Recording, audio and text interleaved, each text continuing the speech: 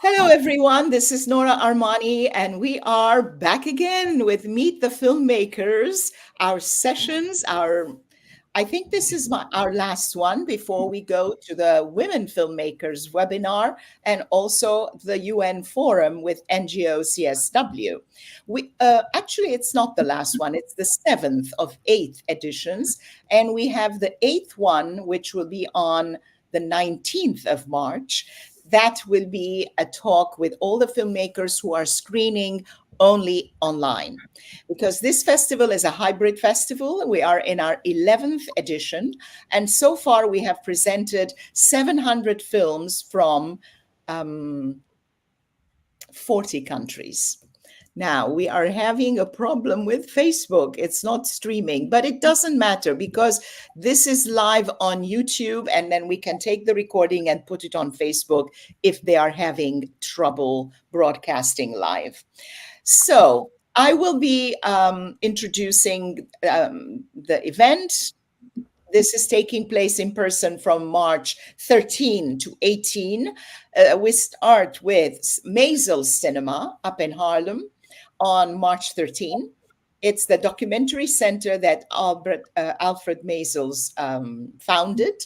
And then we go to MRHS with a program on BIPOC films and filmmakers, followed by 3 days at Cinema Village, Friday, Saturday, and Sunday, full program of documentaries, narrative features, and a few shorts grouped together into aging and disability, as well as LGBTQ films. So after that, on the 18th of March, we go to the National Arts Club to do our award ceremony, and the jury, which are with us all the time, our international jury picks the winners. I always feel like saying everyone is a winner, actually, because we love all these films. It's like Sophie's Choice. People ask me which film you prefer. I prefer all 53 of them. That's why they are in the program. But at some point, we need to choose. Therefore, there is a jury to pick some winners. And that's going to happen on Monday, the 18th, at the National Arts Club. Following that, most of the films, with the exception of 2 or 3 titles, will be broadcast live from our platform, which will be accessible from the festival's website. So without further ado, let me introduce you the filmmakers, and we'll take a quick round and everyone will talk about very briefly about their film, what it's about. And then after we've finished the round, we'll come back and go more in depth into each film. I'm going to ask Sona to please sit a little bit on your right, because you are right behind the logo of the festival and it's covering half of your face. So if you're able to come a little bit this way or this way, try to find yourself so that it doesn't cover you. Thank you. Okay, so maybe Julia should start because she's right there next to me on my screen. Yeah. Hi, everybody. I'm Julia Zakia from Brazil. I'm a filmmaker and a DOP as well. And I directed Citrotoxic. That's a feature film about the toxicity in our daily lives, in the work, in the food. So it's a way from here from Brazil for us to say stop poisoning our lives and our planet. So I'm very happy to be on this social relevant festival because more than the industry, I want to talk to people and to show our problems in a narrative film. Thank you. So we have Issam Nagy, and he is coming to us all the way from Egypt. So we have Julia joining in from Sao Paulo, and Issam, are you in Cairo right Well, now? hello everybody. Thank you, Nora, for this chance. And well, actually, no, I am now talking to you from Yerevan, Armenia, Oh, which is okay. currently based. Yes. And in this edition of Socially Relevant Film Festival, the 11th edition, I have my film, The Forgotten Homeland, Morad Zvadzhairini, which is the Armenian title of the film.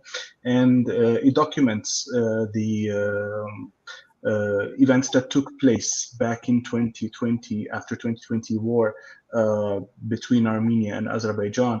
And it highlights on the daily lives of people who had been displaced from their own homelands, their own motherlands, back in Artsakh or Nagorno-Karabakh.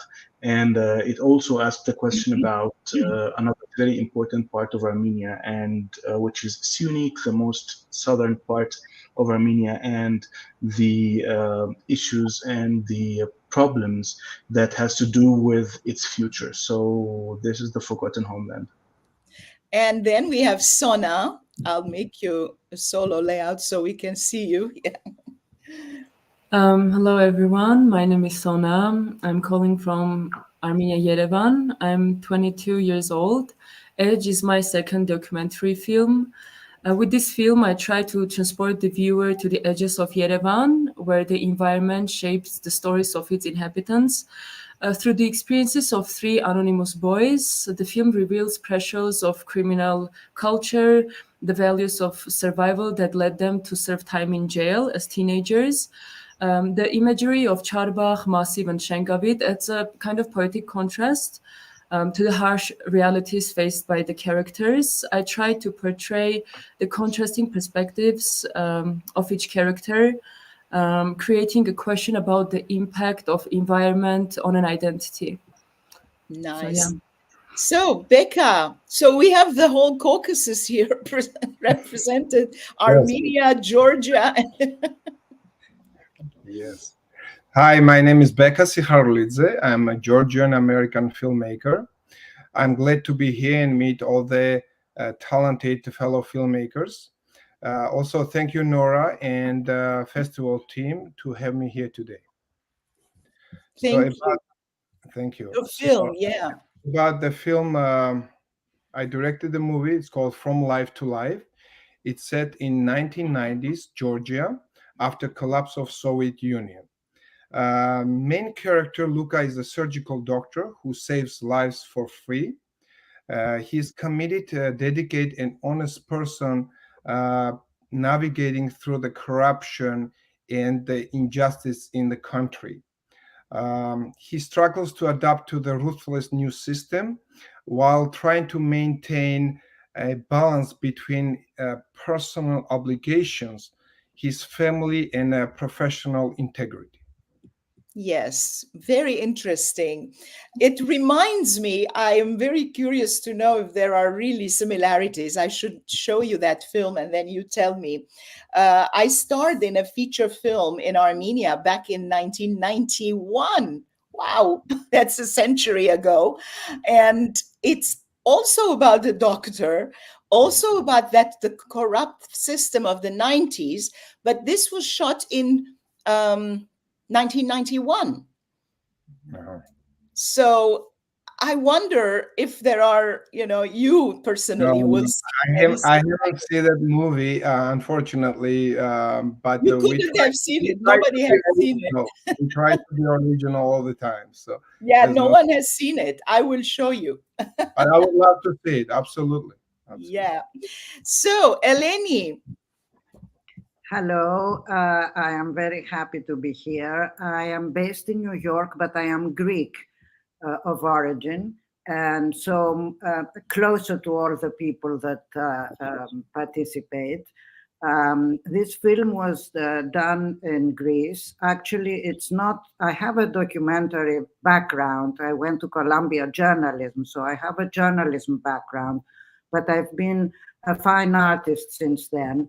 And this is really, it's a performance. It has to do with the pollution of the seas in Greece. When I was growing up after the war, everything was pristine and we value the sea. It's part of our life. And I gradually saw it being polluted to an incredible extent. So essentially the performance I'm doing is illustrating my way of tolerating this situation.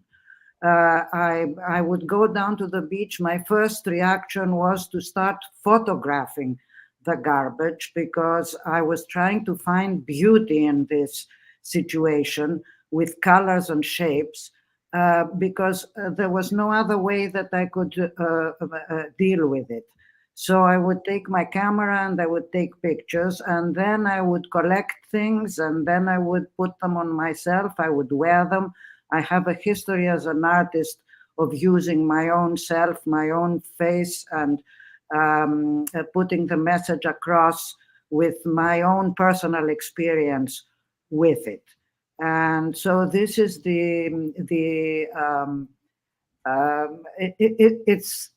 it's what I came up with in order to demonstrate this horrible problem. And it's the second iteration. I'll say more later. Yeah, thank you. And Kate, she's joining in from?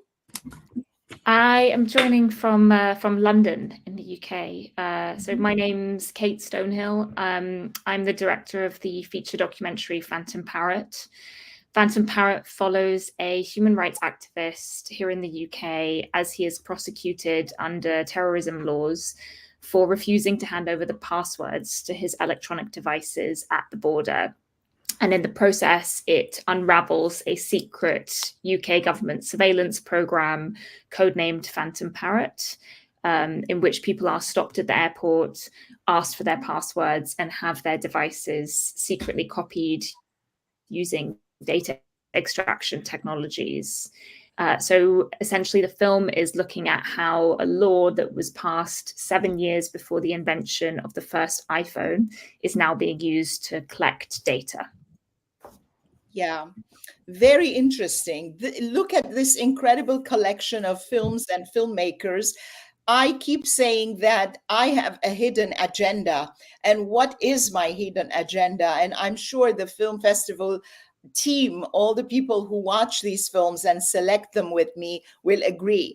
Our hidden agenda is that we learn so much from these amazing films. From the narrative features, we learn writing, acting, directing. From the documentaries, we learn about human interest stories and problematics that touch upon the earth and the lands and the different generations and different people that inhabit this planet. We have, for example, a group of short films that are grouped together, and that's where Sea Monster is going to screen on closing night.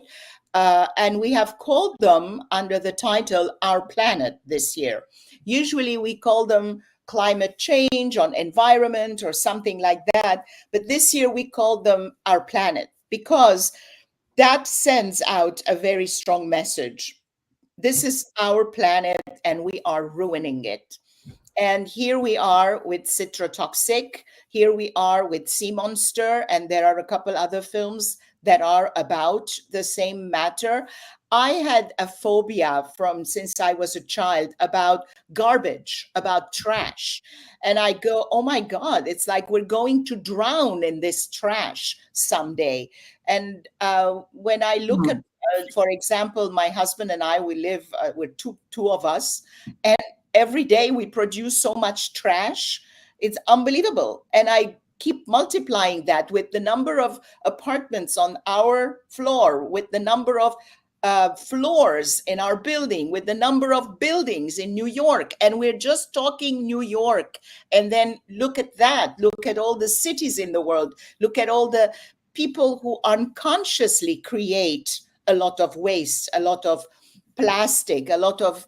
Every year we have a huge section on climate and environment and all these matters. Because if we lose our planet, whatever we are talking about, everything else, the wars, the doctor, the phantom parrot, all of this become completely meaningless because we won't have a planet to be alive and be able to talk about these things. So it's very, very important. And now I want to go around, but then maybe not take turns. So whoever feels like jumping in should. And tell us about why the idea of this film came to you, and why did you choose to tell this story instead of another story? How did it happen? As it happens, sometimes we have filmmakers who tell us, I was making something else and then this thing happened and then I changed gears and here I am. And then in other cases, they go, I've been working on this for the past 10 years and finally it's a reality. So whatever your case is, we want to hear about it. Who wants to jump ahead? Well, it wasn't an idea for me. It was life. It was what I was experiencing. As I said, I started collecting garbage, big pieces in the beginning. And I have a studio in Greece. I'm based in New York, but I have a studio in Greece. And my studio was full of these plastic, all sorts of plastic debris. A curator asked me to do a live performance, and that was it. I decided to do a performance with or using all this garbage. Then I wanted to a live performance. There was a documentation, but very few people get to see it. So I decided to make a film of it so that all you guys and everybody else can see it and share in this concern that I have of garbage, just like Nora described. Yeah, and it was very striking because I personally am an actress and I perform a lot as a solo performer.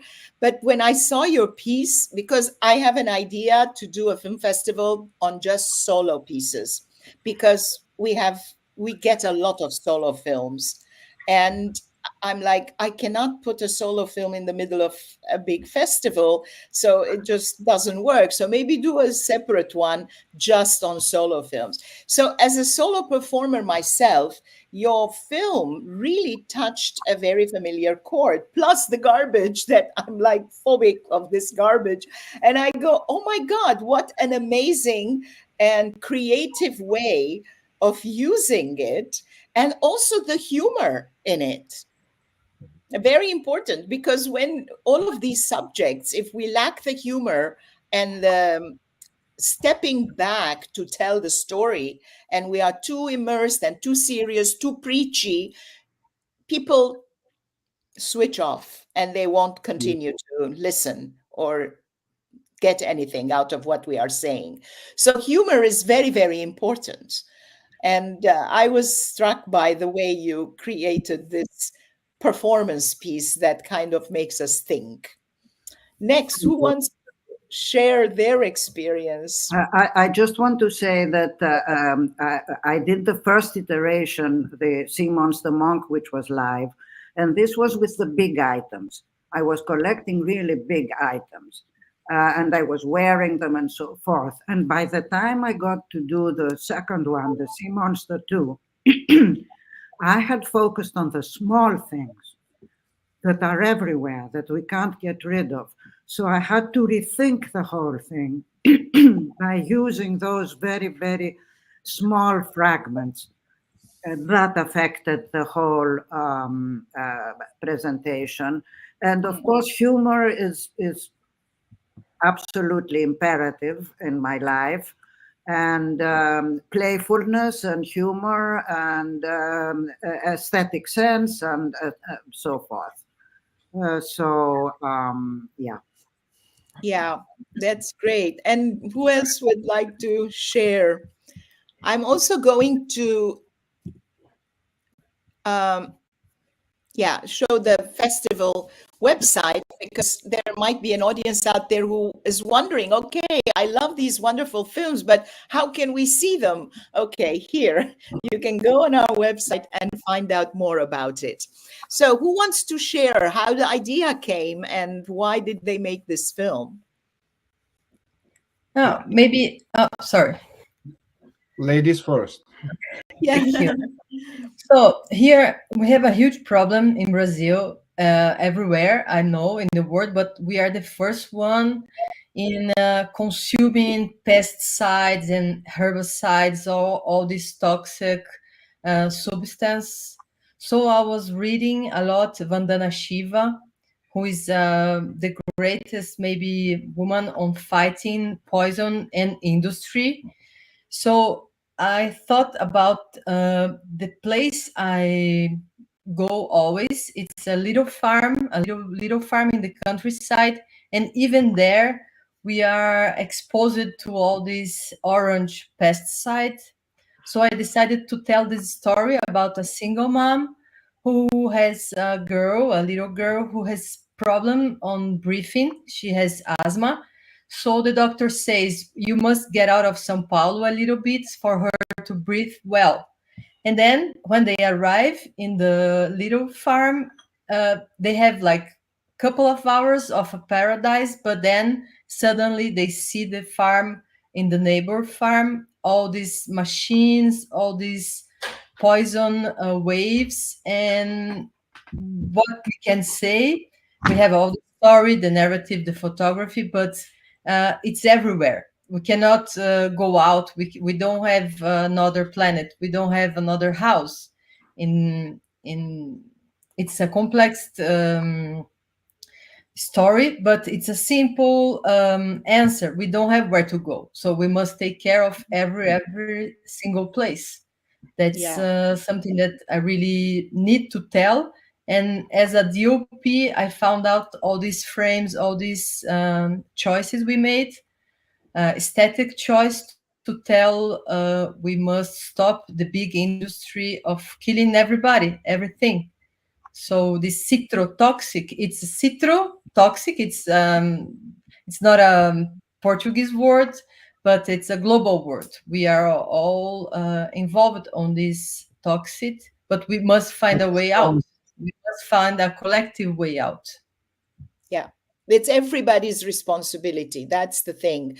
Because we can't, when there are all these conferences and the world leaders are gathered and so on, yes, it's very important to have laws and regulations on the state levels, on the government levels, but on the everyday life situation, it's the responsibility of every human being, how we dispose of our garbage, what we do, how to create less carbon footprint, and how to live our lives so that we create less pollution for the planet, regardless of laws and regulations.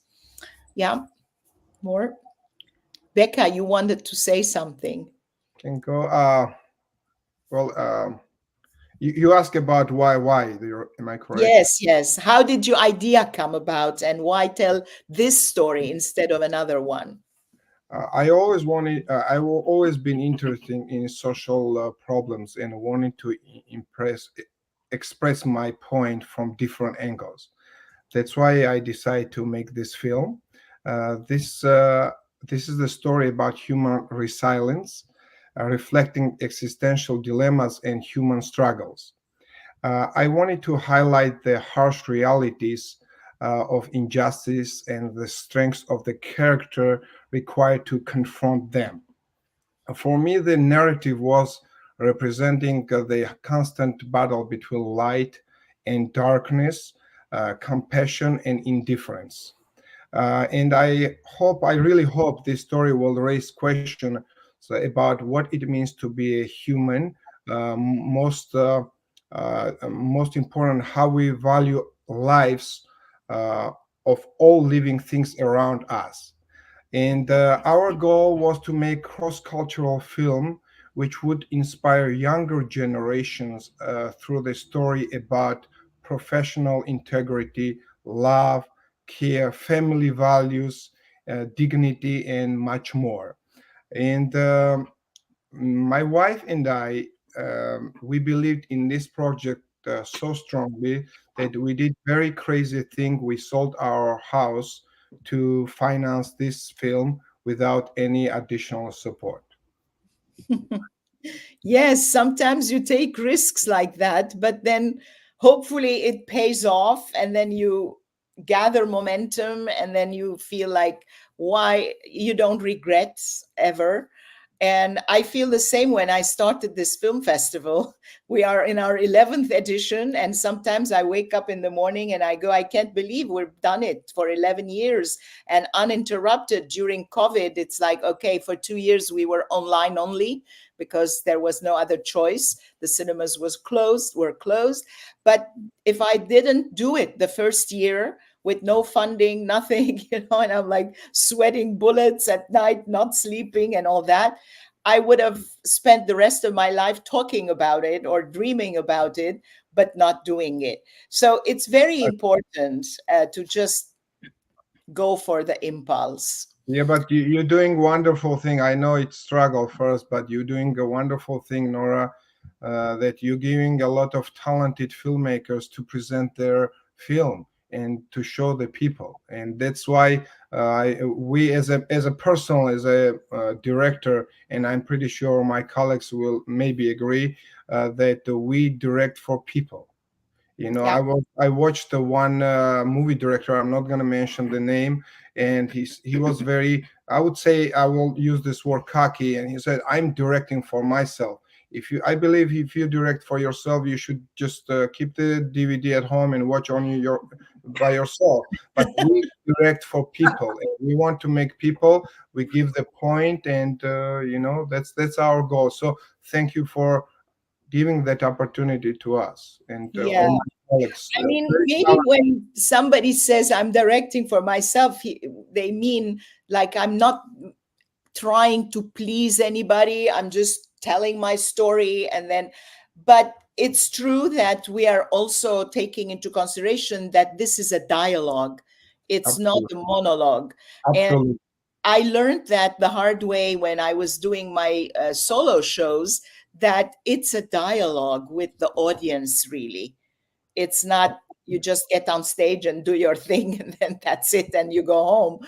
No, if I don't have a dialogue with the audience, then I've failed. And if I not sorry interrupting you, but I would say if in the world happening very bad things right now, as you guys all know, so if everybody will have a good dialogue with each other, I believe they will solve many problems. Absolutely, totally. Yes. Now, who we have next to share? We have Assam, Kate, or Sona.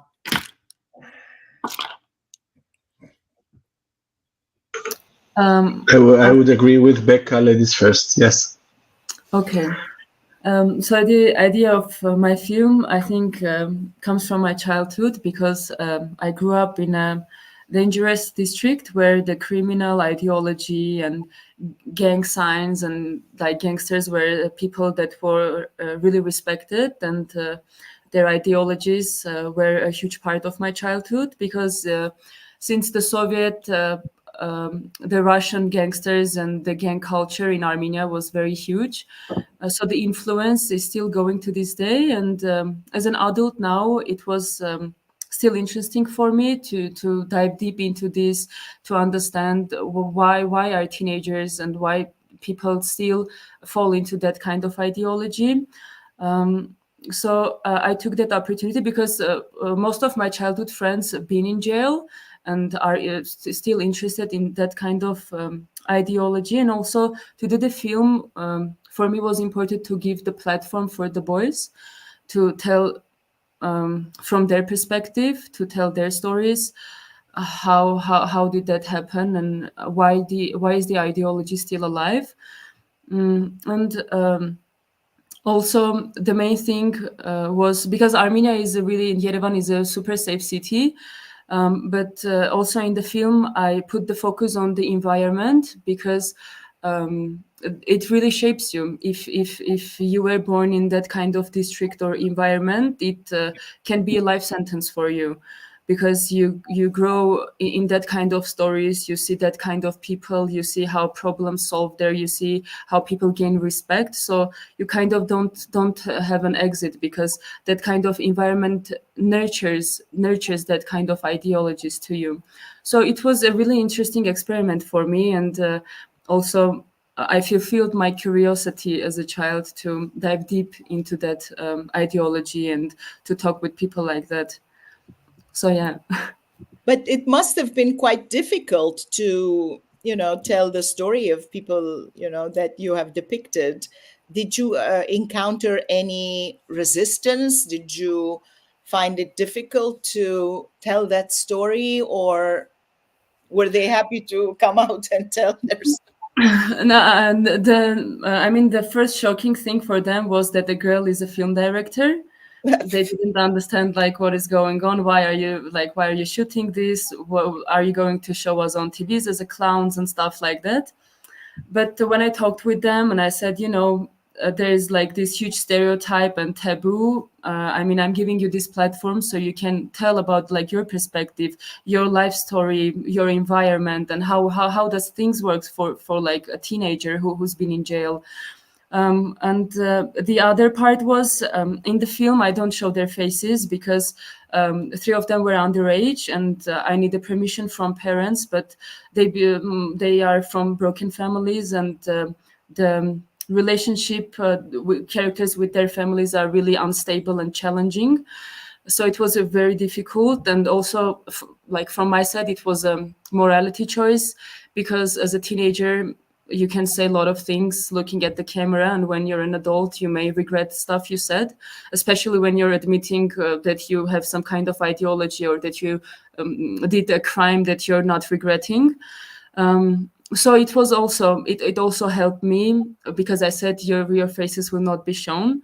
So it also was something that broke the barriers, like for me and Yeah. for the film. Yeah, it's very important to talk about these taboo issues, or what other people consider to be taboo. And it could also be dangerous because these people, they don't joke around with these things. So was Yeah. it a possible thing to do? Yes, that was also the main reason I didn't have a cameraman. I was shooting the film and I was talking with them and going with them everywhere, because when I gained the trust, and also that I have friends from my childhood in this kind of I don't want to say gangs, but that have been in jail and know how the things work and people how they are. It also helped me to gain their trust and to make them understand that I'm not looking for something entertaining or something shocking to do in this film. I just really want to understand them and show their perspective. And it was the main thing I was also focusing on. It was that I don't want to romanticize the film, and also I don't want to dramatize it. I just want to show the reality as it is. I wanted like to create this little window that we can look into this, like these boys' lives, and then have our own thoughts and conclusions about this Very topic. interesting. Yes, yes. Which is great documentary filmmaking. You let the situation tell you the story, which is how we approach the festival. I'm a lot of times I'm asked, what is the theme this year? What are you focusing on? And I say, I don't know, because we don't decide what the theme is going to be before the edition of the festival. We start by looking at the films that are submitted to us, and then we choose the ones that are first of all, with good production values, good films, tell a good story. And also we look at, is it socially relevant? What kind of topic is it treating? And then once we have weeded out the films that don't quite make it because the production values are poor, or maybe they wanted to say something but didn't quite succeed at exposing the problem and all that, and then we let the others float to the surface. And that's when we see what are the issues that are bothering the filmmakers most. And suddenly those are the issues that become the topics of that festival edition. We have a lot of times, many festival editions that have focused on race, prejudice, ethnicity, indigenous populations. We've focused a lot on immigration, refugees, urbanization. These are problems that keep coming up. and sustainability. Sometimes we've had a lot of films about human trafficking. This year we also have one. And it's like amazing how these topics keep coming back. And of course, the environment and climate change, as we talked about earlier. So the two gentlemen, who wants to go first? Becca or Assam? Oh, I think Kate also. I think it's me as well. But I think Becca's already gone. But, spoken. Yes. But sure. So I mean, I'll jump in. I mean, on the ladies first streak, let's give Kate the platform. Sure. Yeah, thank you for this. It's lovely to hear about everyone's work. So generally in my work, I'm interested in the relationship between the citizen and the state, and the way that technology has redefined that, the way that the digital age has affected that relationship. And so even though Phantom Parrot in the end has multiple elements, I started with an individual human story, which is the story of the protagonist, Mohammed Rabbani, who ended up charged with a terrorism offense for refusing to hand over his passwords at the airport. So I had made a number of short films looking at questions of misinformation, UK government counterterrorism policy, general technology, things like that. And one of my short films featured 6 individuals who had been labelled under a UK government policy as non-violent extremists. So I released that, and I kind of kept up with one of those individuals who had a court case against the UK government. And I was doing some work at the time for Channel 4 News, and I just wondered if there were any updates to share on his end. I kind of kept in touch with him. And he said, no, you know, the case is moving very slowly, but you should really meet this individual who's been charged with a terrorism offense for refusing to hand over his passwords. So that was really all I knew at the time that I decided to start making the film. I thought maybe it would be a short film. I didn't know where it was necessarily going to lead. In the end, it's something I spent 6 years on. But I thought it was a really fascinating opportunity to look at this question of who has the right to our data, our phones and technology in a tangible way. It's very rare that you find a human at the heart of a story about something so intangible. So I was really excited about that. And I just thought this is something that I should follow. So I just began by following his court case. And that was kind of how I got started and ended up making the film. Yes. And did you meet any kind of resistance? Because this is also a very sensitive topic, and, you know, you might get interference from government sources. Yeah, I mean, we were very careful while we were making the film. We communicated on secure platforms. You know, we kept it under wraps for as long as we could. And I mean, the short answer to that is I didn't meet any interference in the process of making the film. There's some material in the film that kind of became public halfway through, and that was about an investigation into allegations of torture. And so once that became public, we knew we were in a kind of safer position.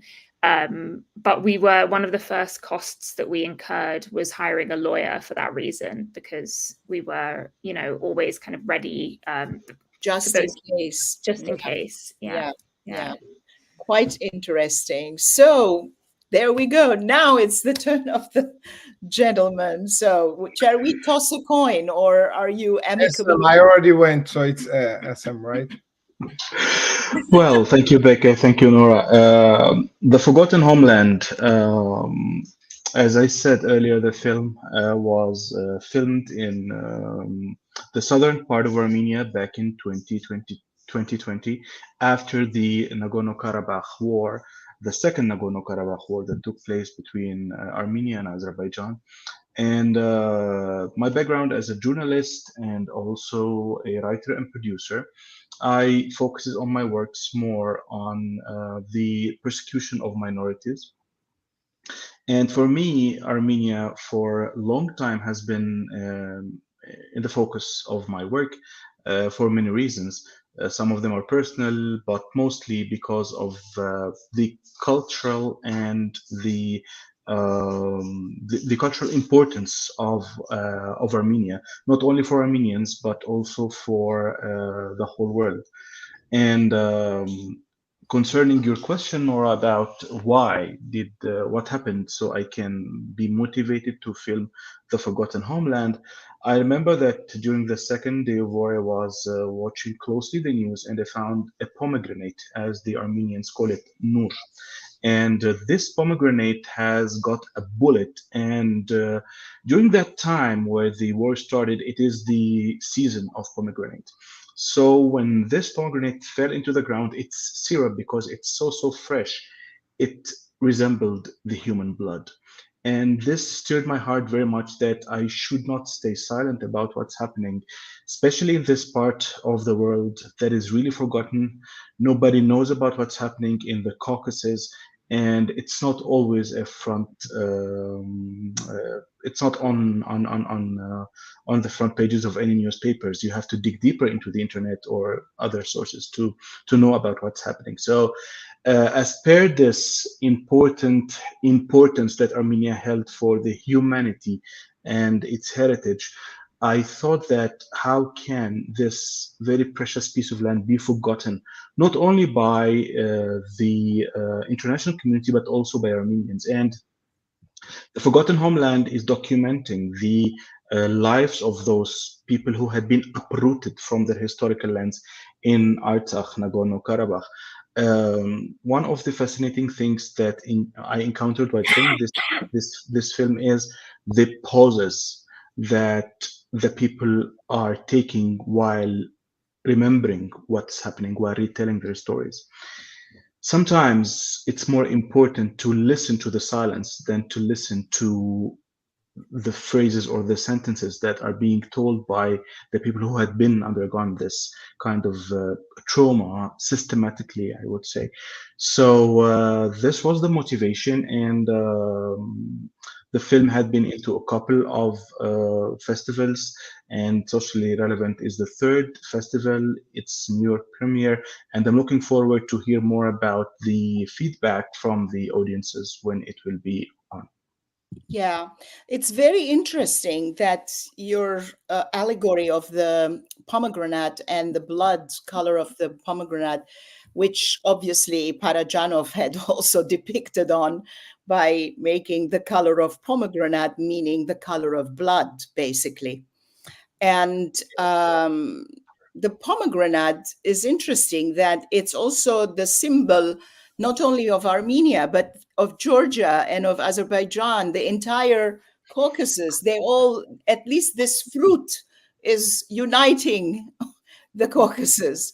And I wish we were just like that fruit and we could all come together and there would be no wars and there would be peace and understanding and acceptance of each other, instead of letting the blood of the pomegranate and the human blood flow. And your film has also another very powerful prophetic value, is because it happened, you have filmed it before this final exodus and ethnic cleansing that happened, as we know, in September of 2023. And now practically no Armenians are left. And today I saw some horrendous footage of the government buildings being destroyed by the Azeris. I mean, it's just unbelievable. I don't know. I'm beyond words about expressing that. And it's true that this conflict has come to be on the back burner. Everybody talks about what's going on in the Ukraine and now, oh, the Israeli situation and this and that. And suddenly nobody wants to talk about that. And then I just saw a clip about Ukrainian children being deported. And I'm like, why are we talking only about Ukrainian children? And look what's happening to other children in the world. So why is there this duality? Why is there this double standard? Why some children are more important than others? why some deportees are important and we need to talk about them and we need to fund them and we need to care for them and bring them humanitarian aid, whereas others can disappear. We don't care about them. So this type of film, this type of narration helps people realize that we shouldn't just follow what the media is telling us, because the media is the instrument of the politics of the government, and they are telling a certain story the way they need it told, not necessarily bringing out the truth and telling it the way it is. So exactly. I mean, like, imagine that in 24 to 48 hours, you have a organized exodus back in September 2023 of more than 100,000 Artsakis, natives of Nagorno-Karabakh, fleeing into Armenia, and everybody was silent. And this is highlighting the hypocrisy that's happening around us. And I very much agree with my fellow filmmakers is that we need to highlight places that they are not there. We are not here to make the news and to highlight only for what is booming. Absolutely. Part of our duty is to highlight what is not seen and to make it exposed. Yeah, very, very important that. So from the documentaries, we go to a narrative piece. We started with Citrotoxic, which is also a narrative. And Becca, tell us about your film. How did this idea come to you? I already said, but if you want me to talk, I'll say that you're all looking very pretty. So.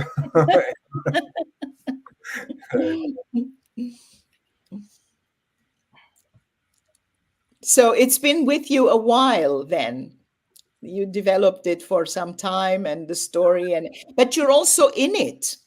Yes, it's happened that I directed, I acted there, we produced, my wife and I, and also I wrote the script. So yes.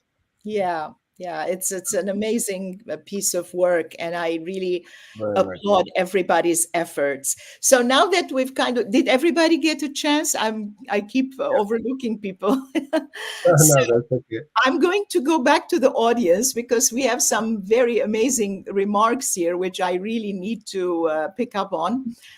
We have a obviously young person who was born way after 1991, who's probably a baby still. And his name is Vaik Niziblian, who was adult enough to applaud and say, I wasn't even born in 1991, or I was minus 14 in 1991. This is a problem with today's generation, that life starts for them the moment they were born and nothing exists before. So hopefully this type of festival and this type of films fill in the blank for you guys who think the world starts when you were born. So excuse my being so blunt, but I find this problem quite a big problem. And it is predominant in Armenia today because we have a government that favors people who have graduated from kindergarten, and they get positions because people after a certain age are not important. So let's do away with the old and bring the new. Very, very important. Very important to bring in the new blood, the new thinking, but from where? Not in vacuum. Not in the middle of thin air, without knowing what has come before, without basing yourself on the roots of something. Absolutely. And those roots come from the wisdom of generations, of centuries of Armenian history. In this case, Armenian, because obviously we're talking about Armenia and Artsakh, and the person, judging by the name, it could be Persian as well, but I guess it's Armenian. Then we have Maria Segurado saying hi. And then hearts, which is amazing. Varanta Aharonyan Niziblian is saying, Sona, your movie is so good. So, Sona, I love it because you've brought your friends on. This is so cool. Yeah, I guess so my friends joined us to support and meet you guys. So, are you treating them to dinner afterwards or something? Or maybe they are in the back hiding behind your sofa. And Rafi here, I guess the Niziblian family is here.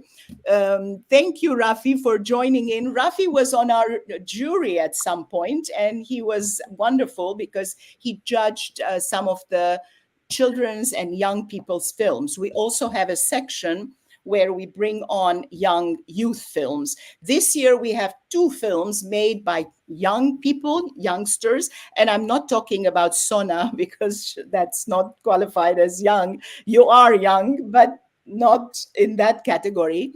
The youth I'm talking about are teenagers who go to video filmmaking school after school.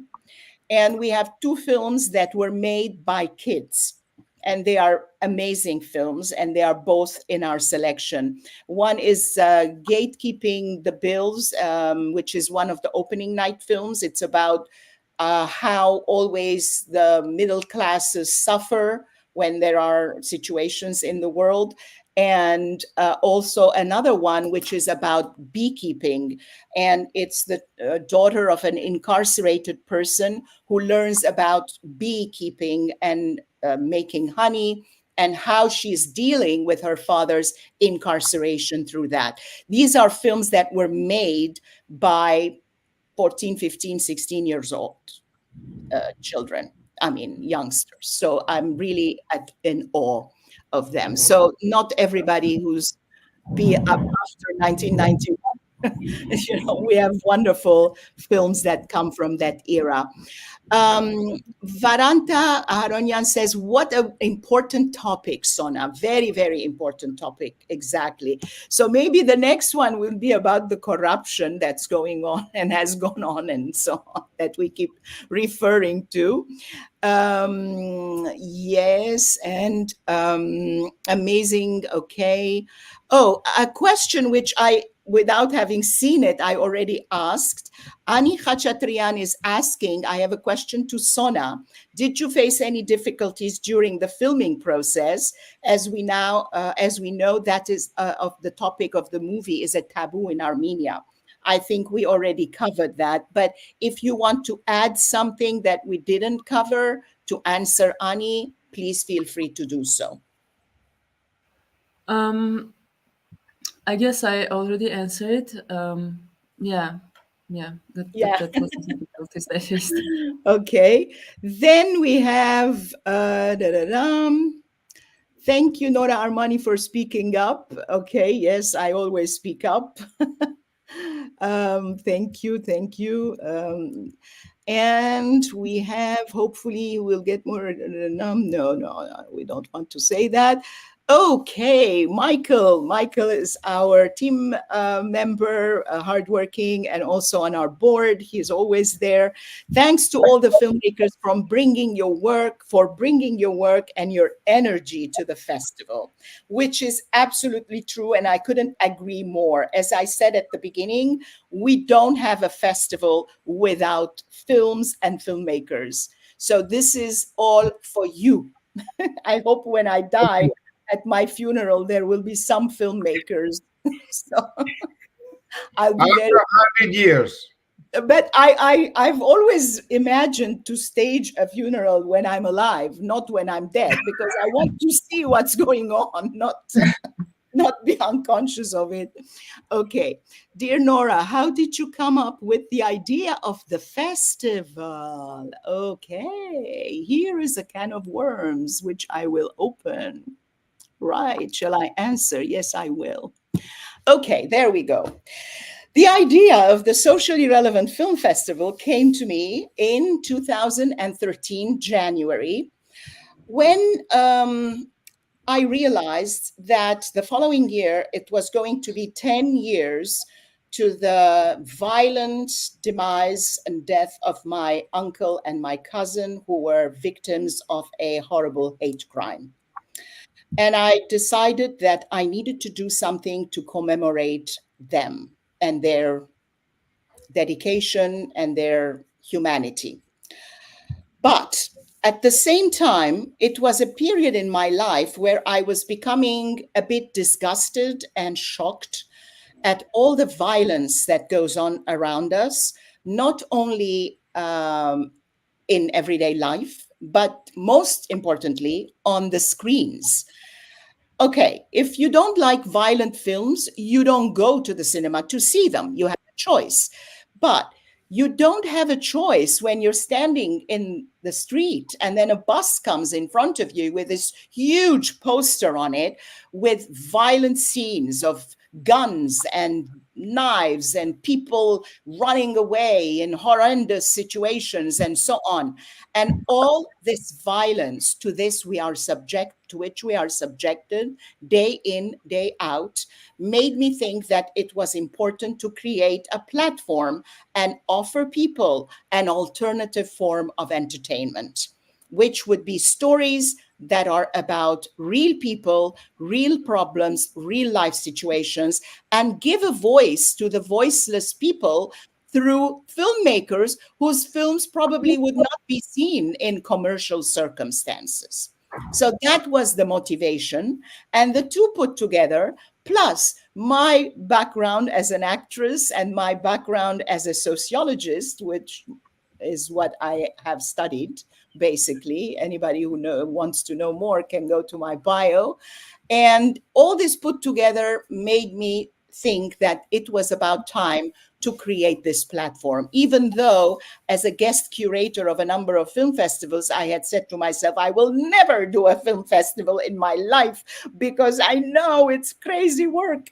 But here I am after 11 years. So there, I hope I have answered your question. And let's see, there's more questions. Muito bom. Okay, that's in Portuguese, I guess, right? And Yes, thank you for Portuguese. sharing. And Varanta says, that is so amazing. Thank you, Nora. Thank you, everyone.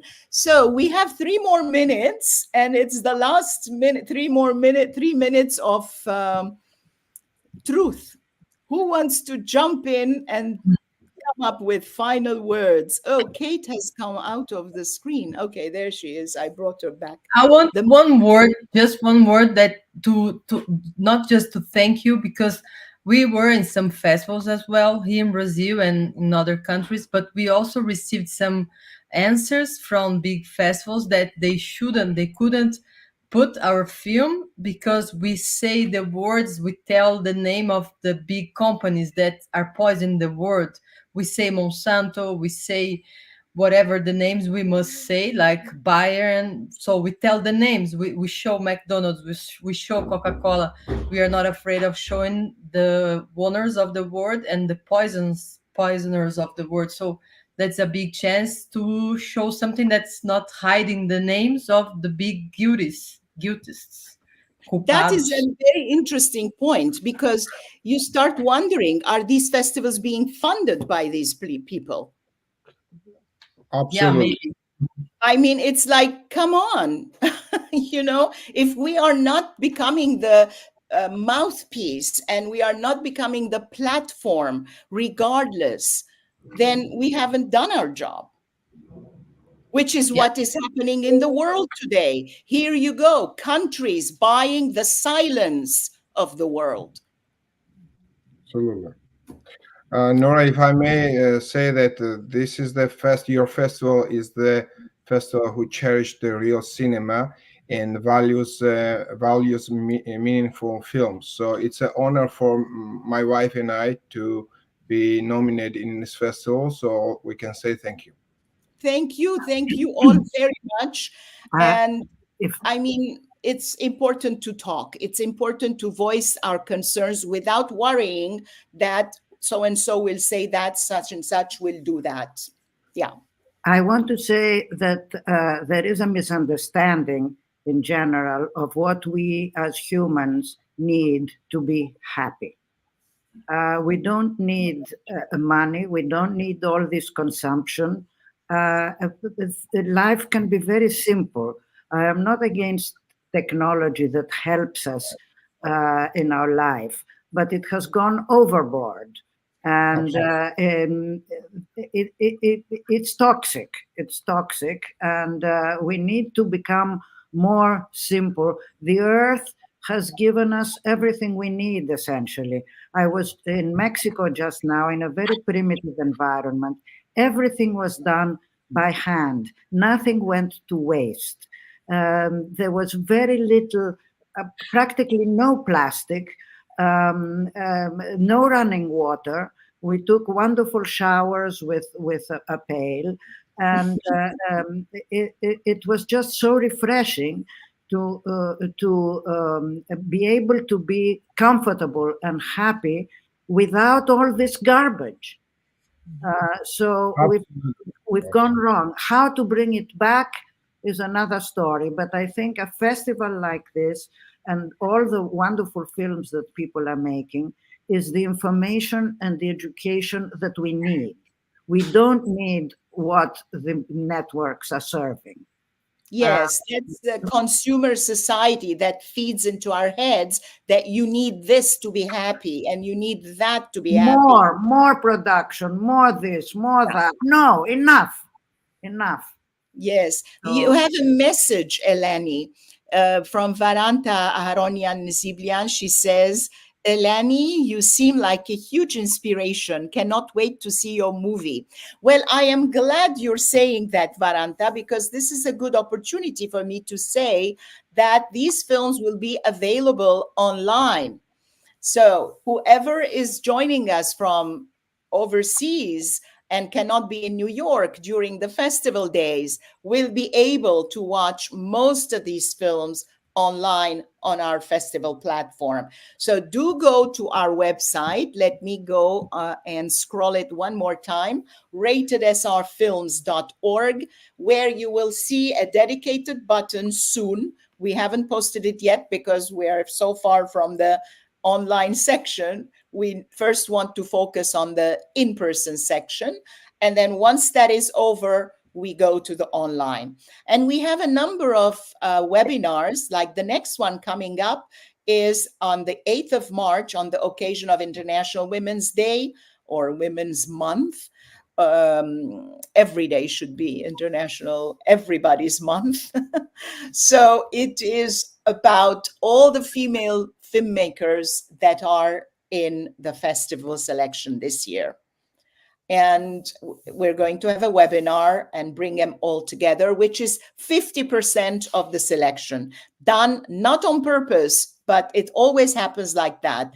We choose the best films and then we look at the number, and invariably it comes very close, either very close or just above, or this year it's on the nose, 50%. So unless somebody has a last minute burning comment that want to come out with, I will end the session. So nice meeting you all. Thank you, Nora. It was nice meeting you, all of you guys. Thank you. Yeah, likewise. Thank you for this opportunity, Nora. Eleni, you were saying something. Will you be at the festival? Will people participating in this panel be in New York? Actually, Becca will be. Becca, Eleni, and myself. Julia, Essam, Sona, and Kate won't be, but we get a chance to talk to them here. See, this is another advantage. When we went hybrid, this was one of the advantages that we reaped, which was to be able to talk to all the filmmakers instead of just the ones who came to New York before. So there were some advantages. But hopefully next year. Hopefully. Thank you all very much. See, that's the downside of not being funded by Monsanto or McDonald's. If we were, then they would have flown you all in, but they would have asked you to change things in your films. No, thank you. So on that note, thank you all very much. Really, it's a pleasure to be with you and talk to you. And I look forward to see some of you who will actually be here in New York when the festival happens. Bye. Thank you, Nora. Thank Bye, you. Nora. Thank you. Thank you all. Bye.